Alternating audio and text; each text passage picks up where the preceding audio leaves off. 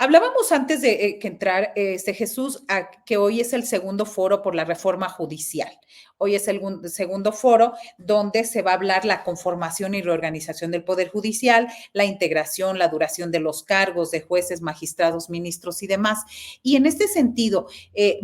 nuestra primera pregunta, ¿por qué consideras que es urgente una reforma judicial y qué es lo que se debe modificar? Hemos visto, y yo quiero ir a lo profundo, tú investigaste para este libro El Cártel Judicial, tú investigaste y lo que hemos visto hasta ahora ha sido estético, ha sido como que toda la ola informativa ha sido acerca de los sueldos, por ejemplo. Ya con los sueldos como que se restringe. ¿Qué más hay, Jesús? ¿Qué más investigaste en el Cártel Judicial? Bueno, Marta, creo que debe haber una reforma al Poder Judicial, sí, de ya, pero por supuesto que ya. Se requiere que se reforme cómo está operando el Poder Judicial de la Federación, porque no nada más es eso, Marta, no nada más son los sueldos o los fideicomisos o los beneficios de clase que tienen los jueces, magistrados y ministros, también es todo el grado de corrupción que hay dentro del Poder Judicial, que se ha enquistado ahí, pues toda la podredumbre de los delitos que puede haber, ahí se cometen, ahí tenemos lavado de dinero, nepotismo, relaciones con el narcotráfico, usura, delitos de violencia sexual, o sea, hay una gran cantidad de delitos, hay sobre todo, el más importante, el de la mala impartición de la justicia, donde los jueces a conveniencia aplican las sentencias, no apegados a un proceso legal o a lo que marca la ley. Nada más por eso, Marta, creo que debe haber una reforma muy profunda al Poder Judicial y debemos ya, de manera urgente, comenzar a establecer estos lineamientos hacia dónde debe ir esta reforma, pero lo fundamental es quitar a los jueces que están ya muy corrompidos. Yo te podría hablar de fácilmente un 80% de todos los jueces que están en el Poder Judicial que han cometido algún tipo de delito y se siguen cometiendo, pero aquí la situación es que se los encubren entre ellos mismos. O sea, yo cuando me pongo a investigar este problema del Poder Judicial, lo comencé a investigar desde el 2011, recién salí yo de la cárcel, lo comencé a investigar y bueno, le di la rápida para terminarlo justamente en este año, terminé el libro, lo publiqué en este enero, pues para tratar de abonar a esta necesidad que tenemos hoy los mexicanos de establecer como principio de que sí debe haber una reforma al Poder Judicial. Y en esta investigación que hiciste, ¿cuáles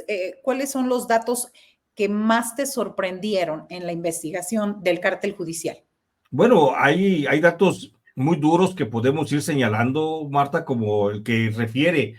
que a la fecha ninguno de los 75, o más bien todos los 75 cárteles de las drogas que operan en México, y eso lo podemos establecer con base en la observación de las sentencias de todo el Poder Judicial,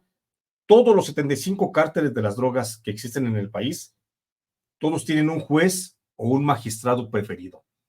Cuando caen ciertas sentencias de detenidos de X cártel, siempre se dirigen hacia ciertos juzgados, hacia ciertos tribunales en donde se les beneficia a los delincuentes. Y mientras por un lado se les beneficia a los delincuentes, que te digo, 75 cárteles de las drogas por lo menos tienen un juez o un magistrado, quiere decir que por lo menos dentro del Poder Judicial hay 75 funcionarios que están al servicio de los cárteles de las drogas en el país. Eso es sumamente, pues, imperdonable, Marta, en un país como México, donde queremos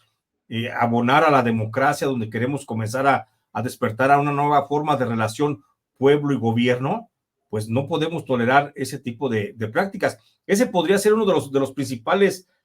hallazgos que hay en este proceso de cómo los jueces, cómo los magistrados están poniendo en libertad a muchos de los delincuentes, pues porque tienen los nexos. Nos sorprende cuando el presidente de la República informa en la conferencia mañanera de que tal juez favoreció a tal delincuente, pero no nos debe de sorprender cuando vemos desde las estructuras, desde las entrañas del propio Poder Judicial, cómo hay muchos jueces que reciben instrucción pues de parte de los propios cárteles de las drogas. Por eso le puse a mi libro El Cártel Judicial, porque no hay ninguna distinción entre cómo está operando el Poder Judicial, y no es de ayer, Marta Olivia, no es de ayer que esté esta corrupción o esta putrefacción. Esto viene ya desde hace mucho rato. Te puedo decir que desde el presidente Lázaro Cárdenas se viene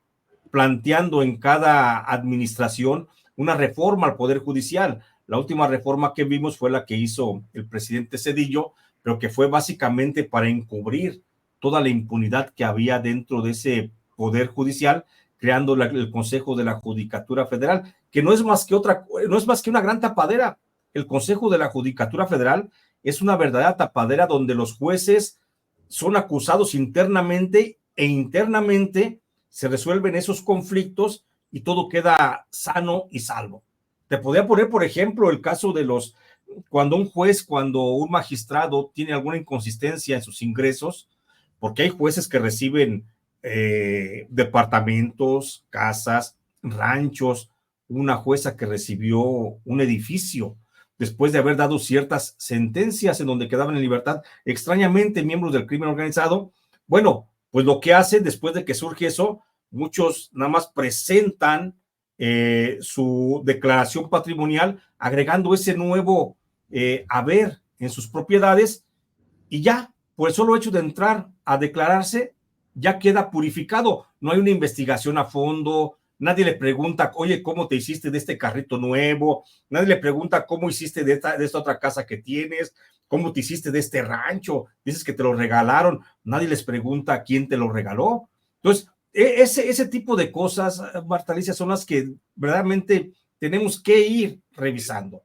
Yo en este libro, en el cártel judicial, expongo casos como de 630 y tantos jueces, que son los que resaltan más por su corrupción, revisando sus inconsistencias en cuanto a sus bienes patrimoniales, y es lo que le presento a la gente y hago una exposición de los principales problemas que tiene el Poder Judicial para que entendamos que se tiene que haber una reforma al Poder Judicial, pero no nada más debe de ser por los puros sueldos que ganan más que el presidente. Eso sería, creo que lo de menos al final de cuentas. Lo importante es que sí se lleve a cabo y eso es lo fundamental, una depuración de aquellos jueces que no están cumpliendo con los estándares democráticos que ahora están estableciéndose en el país.